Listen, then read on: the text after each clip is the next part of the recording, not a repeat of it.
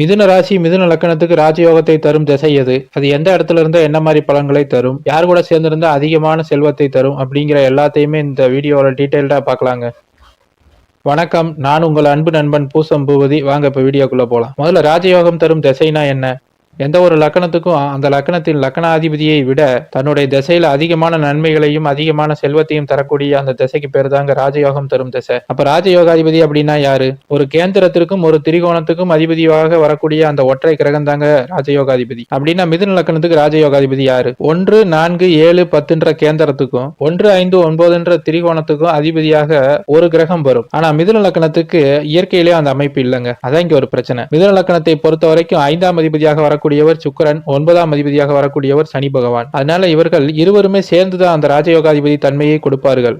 அப்ப மிதுன லக்கணத்தை பொறுத்த வரைக்கும் முழுமையான பரிபூர்ண யோகாதிபதி அப்படிங்கிற ஒரு கிரகம் கிடையாதுங்க.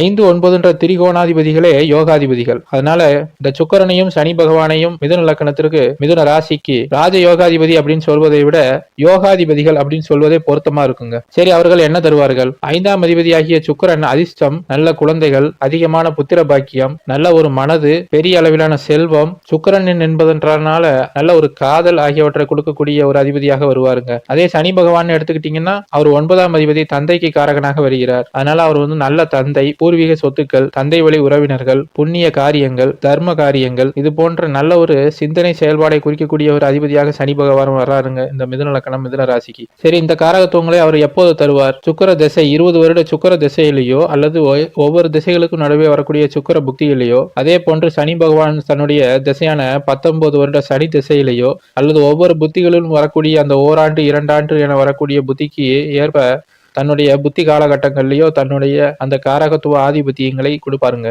சரி, 5ஆம் அதிபதியாக வரக்கூடிய இந்த சுக்கிரன் எந்த இடத்துல இருந்து அதிகமான நற்பலன்களை கொடுப்பார்?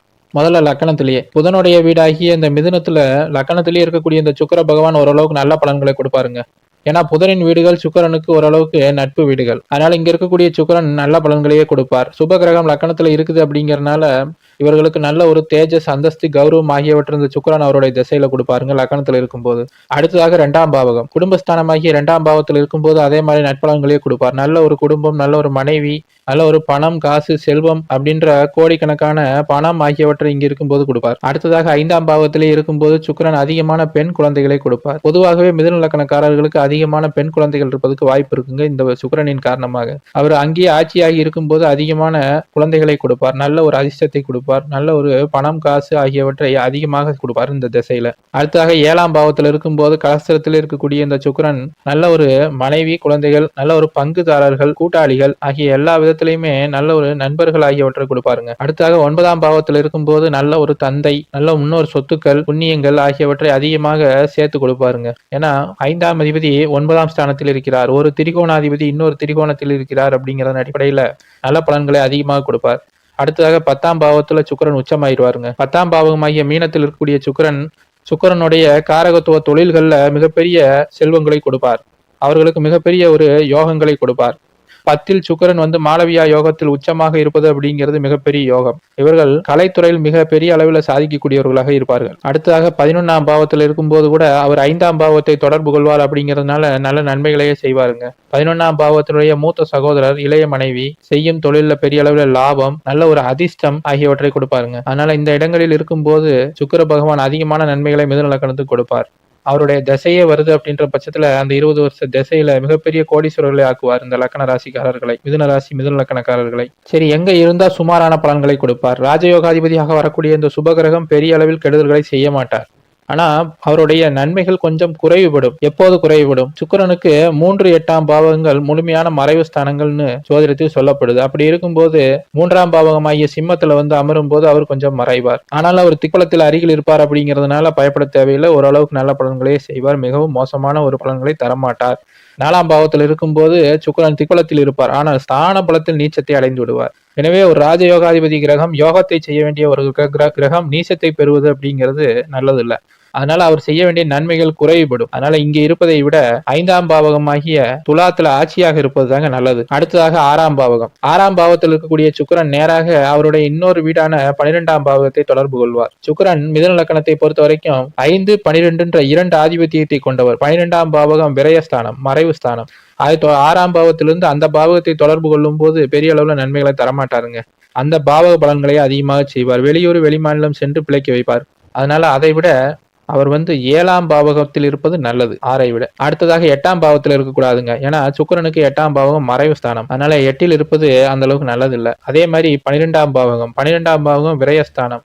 ஒரு பாக்கியாதிபதி பஞ்சமாதிபதியாக வரக்கூடிய கிரகங்கள் எப்போதுமே 12ல போய் மறையிறது அந்த அளவுக்கு சிறப்பு இல்லைங்க. அதிலும் அந்த 12ஆம் பாவம் அவருடைய வீடாகவே ஆகி அங்கேயே ஆட்சியா இருக்கக்கூடிய அந்த சுக்கிரன் வெளியூர் வெளிமாநிலம் ஆகியவற்றில் சென்று வேலை செய்யக்கூடிய ஒரு தன்மையை கொடுப்பாருங்க. 5ஆம் பாவத்தை பெரிய அளவில் இயக்க மாட்டார். ஏன்னா 5ஆம் பாவத்திற்கு அவர் 8ஆம் வீட்டில் மறைவதனால பாவத் பாவக அடிப்படையில் 5ஆம் பாவத்துக்கு பலன்களை செய்ய முடியாத ஒரு நிலைமையில் இருப்பார். 12ஆம் பாவக பலன்களை அதிகமாக செய்வார். அதனால அங்க இருப்பது அந்த அளவுக்கு நல்லது இல்ல. அடுத்த மாதிரி 9ஆம் அதிபதியாக வரக்கூடிய இந்த சனி பகவான் 3ஆம் பாவத்தில் இருப்பது நல்லதுங்க. ஏன்னா அவர் அங்கிருந்து நேராக 9ஆம் பாவத்தை பார்ப்பார். அப்படிங்கிறதுனால 3ஆம் பாவத்தில் இருப்பது நல்லது. 3ல் இருந்து தன்னுடைய 3ஆம் பார்வையின் மூலமாக 5ஆம் ஸ்தானத்தை தொடர்பு கொள்வார். அப்படிங்கிறதுனால 1, 5, 9 அந்த ஒரு கனெக்ஷன் ஏற்படுங்க. அதனால இங்க இருப்பது நல்லது.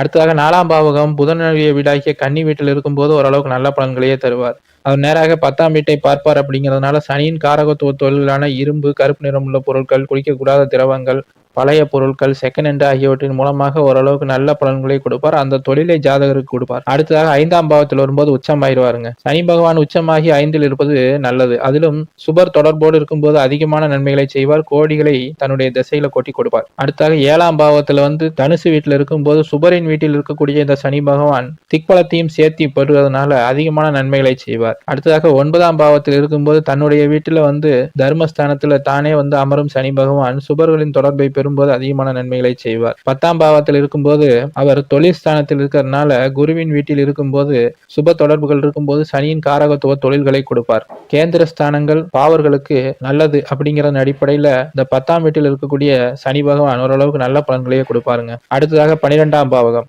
12ஆம் பாவத்துல சனி பகவான் அமரும் போது அவர் தன்னுடைய 10ஆம் பார்வையின் மூலமாக 9ஆம் வீட்டையே தொடர்பு கொள்வார். அப்படிங்கிறதுனால நல்ல பலன்களையே செய்வாருங்க. ஒரு பாவ கிரகம் 6, 8, 12ல் மறைந்து வலுப்பெறுவது நல்லது. அந்த அடிப்படையில் சுக்கிரனின் வீட்டில் சம உச்ச வீட்டில் இருக்கக்கூடிய இந்த சனி பகவான் ஓரளவுக்கு நல்ல பலன்களையே கொடுப்பார். அவருடைய 19 வருட சனி திசையில, அதே போன்று சனி புத்திகள்ல.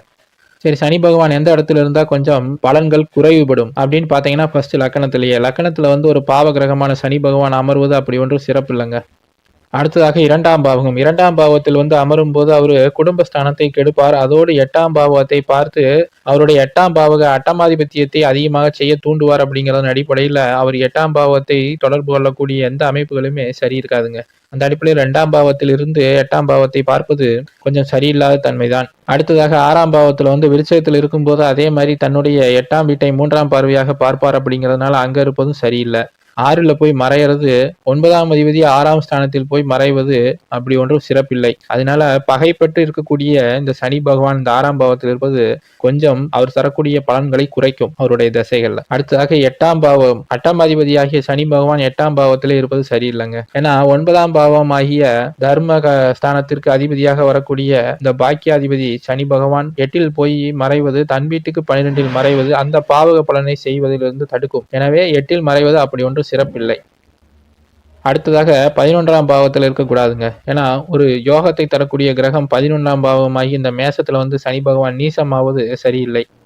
அப்படியே நீசமானாலும் கூட அவர் தன்னுடைய 10ஆம் பார்வையின் மூலமாக 8ஆம் வீட்டை தான் தொடர்பு கொள்வார். அப்படிங்கிறதுனால 8ஆம் வீட்டை தொடர்பு கொள்ளக்கூடிய இந்த அமைப்பு வாக்கியத்தை குறைக்கும். அப்படிங்கிறதுனால 11ல் சனி இருப்பது அப்படி ஒன்றும் சரியில்லை மிதுன ராசி மிதுன லக்கணத்துக்கு. சரி, இது மாதிரி ராஜயோகாதிபதி கிரகங்கள் யாரோடு சேர்ந்து இருக்கும் போது அதிகமான நற்பலன்களை தருவார்கள்? இந்த ராஜயோகாதிபதிகள் ஒருவருக்கொருவர் இணைந்திருக்கும் போது அதிகமான நற்பலன்களை தருவார்கள். சனியும் சுக்கிரனும் சேர்ந்து மற்ற சுபர்களின் பார்வையில் இருக்கும்போது அதிகமான நற்பலன்கள் இருக்குங்க. ஏன்னா 5, 9ஆம் அதிபதிகள் தங்களுக்குள் இணைந்திருக்கிறார்கள். அப்படிங்கிறதன் அடிப்படையில் இது ஒரு யோகமாக மாறி மகாதன யோகம்ன்ற அடிப்படையில் மிகப்பெரிய கோடிகளை தருவார்கள். இவர்கள் ஒருவருக்கொருவர் தன்னுடைய வீடுகளை மாற்றிக்கொள்வது பரிவர்த்தனையில் இருப்பது மிகப்பெரிய யோகம். சுபர்களாகிய குருவோடும் சுக்கிரனோடும் வளர்பிறை சந்திரனோடும் தனித்த புதனோடும் சேர்ந்திருக்கும் போது அதிகமான நற்பலன்கள் இருக்கும். யாரோட சேர்ந்திருந்தா பலன்கள் குறையும்? சனி, செவ்வாய், ராகு, கேது போன்ற கிரகங்களோட சேரும் போது அவர்கள் தன் கொடுக்கக்கூடிய பலன்களை குறைத்துக் கொள்வார்கள். ஏன்னா பாவத்துவம் அடைந்த கிரகம் தன்னுடைய தசா புத்திகள்ல தான் கொடுக்கக்கூடிய நல்ல பலன்களை குறைத்துக் கொள்ளும் என்ற அடிப்படையில இவர்களோட சேர்ந்திருக்க கூடாதுங்க. அதிலும் குறிப்பாக ராகுவோடு சேர்ந்திருக்கும் போது பலன்கள் மிகவும் குறைவுபடும். கேதுவோடு சனி பகவான் சேர்ந்திருக்கும் போது கூட அது சூட்சம அடிப்படையில் ஓரளவுக்கு நல்ல பலன்களையே கொடுக்கும். சுக்கிரனோடு சேர்ந்திருக்கும் போது ஒன்றும் பெரிய கெடுதல் இல்லை. கேது சேர்ந்திருக்கும் போது அதே ராகுன்ற அடிப்படையில் பார்த்தால் அந்த கிரகங்களை ராகு பகவான் அதனுடைய பலன்களை பறித்து தன்னுடைய ராகு திசையில தாங்க கொடுப்பார். அதனால சுக்கரனோட ராகு சேரும் போது ராகு தசை நல்லா இருக்கும், சுக்கர தசை மத்தியமான பலன்களை தான் கொடுக்கும். இந்த அடிப்படையில சுபர்களோடு சேர்ந்திருக்கும் போது நல்ல பலன்களும், சுப ஸ்தானங்களில் இருக்கும் போது அதை விட நல்ல பலன்களும், அவர்கள் நல்ல தொழில் ஸ்தானம், தனஸ்தானம், லாபஸ்தானம் ஆகியவற்றோடு தொடர்பு கொள்ளும் போது மிகப்பெரிய கோடிகளையும் தன்னுடைய திசையில கொட்டி கொடுப்பாங்கங்க. இதை விட இன்னொரு முக்கியமான ஒரு குறிப்பான தகவல் என்னன்னா, மிதுன லக்கணத்துக்கு யாரும் பரிபூரணமான ஒரு யோகர் என்ற நிலையை அடையாததற்கு இன்னொரு காரணம், மிதுன லக்கணத்துக்கு யோகத்தை செய்யக்கூடியவர் ராகு பகவானுங்க. நம்ம பார்த்தோம் 5, 9க்கு அதிபதியாக வரக்கூடிய கிரகங்கள் தான் ராஜயோக அதிபதின்ற அந்தஸ்தை பெறும்னு. ஆனா ராகு கேதுக்களுக்கு சொந்த வீடுகளே இல்லைன்றனால அவைகள் இந்த லிஸ்ட்ல வரல. ஆனாலும் கூட மிதுன லக்கணக்காரர்களுக்கு ராகு திசை, ராகு புத்தி பெரிய அளவிலான நற்பலன்களை தருவதை நிறைய ஜாதகங்கள்ல பார்க்க முடியுங்க. ராகு சுபர் வீட்டில் அமர்ந்து சுபருடைய சேர்க்கையில் இருக்கும் போது கோடிகளை கொட்டுவார். பாவிகளோடு இருக்கும் போது கூட மிதுன லக்கணத்துக்கு ராகு பெரிய அளவுல கெடுதல்களை செய்யறது இல்லைங்க. அதனால மிதுன லக்கணம், மிதுன ராசியை பொறுத்த வரைக்கும் ராகு பகவானும் ஒரு யோகர் தான். சரிங்க, வீடியோ பிடிச்சிருந்துச்சுன்னா லைக் பண்ணுங்க. உங்களுடைய கருத்துக்களை கமெண்ட்ல சொல்லுங்க. உங்க கேள்விகள் ஏதாவது இருந்தாலும் அது கமெண்ட்ல கேளுங்க. மேலும் இது போன்ற ஒரு நல்ல வீடியோல சந்திக்கலாம். அதுவரை நன்றி, வணக்கம்.